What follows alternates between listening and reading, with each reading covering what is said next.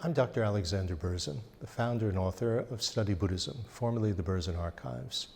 I've been studying and practicing Buddhism since 1962, first at university, Harvard, where I received my PhD, and then for 29 years in India. There, I also served as translator for the Dalai Lama's teachers and occasionally for the Dalai Lama himself. Now, with Study Buddhism, I've dedicated the rest of my life to sharing with the world all the incredibly helpful things that I've learned with these great Buddhist masters. What is Buddhism? We can define it in many ways, but in essence, it's a collection of methods to train our minds and emotions so that we can lead happier lives. But what does it mean to lead a happier life?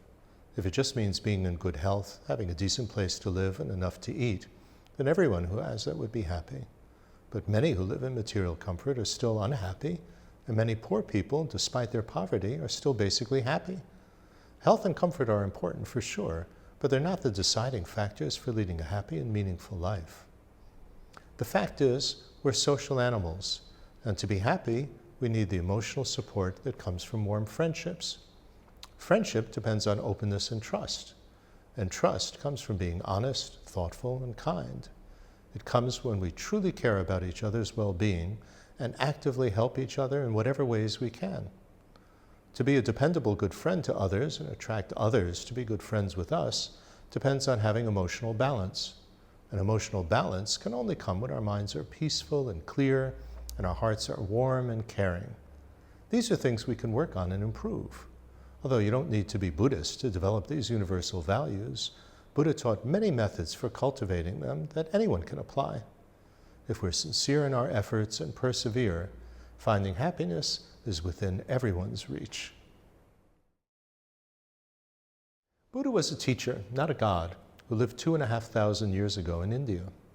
Although born into a royal family as Prince Siddhartha and raised in comfort, he was deeply moved by the sufferings and unhappiness he saw all around.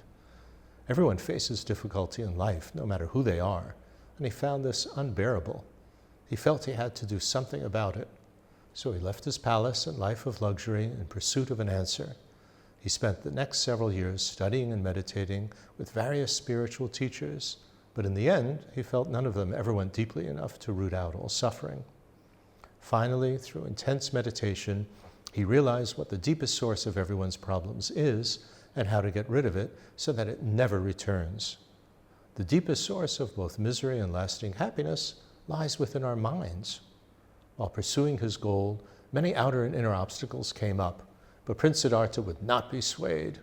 With single-minded determination, driven by his fervent wish to benefit all beings, he applied the deep-reaching methods he discovered and finally attained enlightenment. At the age of 35, he became a Buddha, a fully awakened one. He spent the rest of his life teaching others what he himself had realized and achieved. He told people not to believe him just out of faith, but to question and analyze everything for themselves. Only if his teachings made sense from their own analysis and personal experience should they accept them. He never tried to convert anyone. Following this guideline, countless people over the centuries have benefited greatly from what Buddha discovered and taught.